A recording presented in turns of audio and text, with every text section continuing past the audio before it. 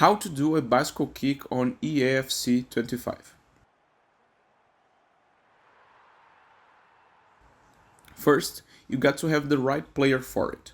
Not every player is able to do it. You can get lucky sometimes, but to have more precision and be certain that you will score, you need a player that have the acrobatic playstyle.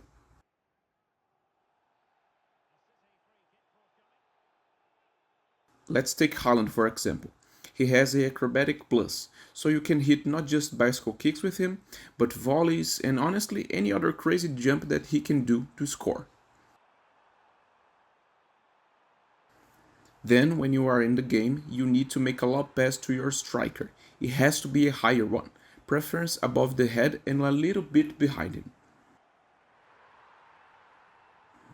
Then, when the ball is getting to your striker, you have to press and hold L2 on the PlayStation and LT if you're on Xbox.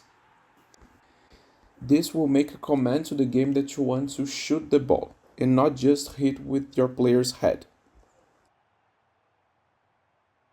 Supposing you are doing everything right and your striker do have the acrobatic playstyle, your striker must be doing this movement.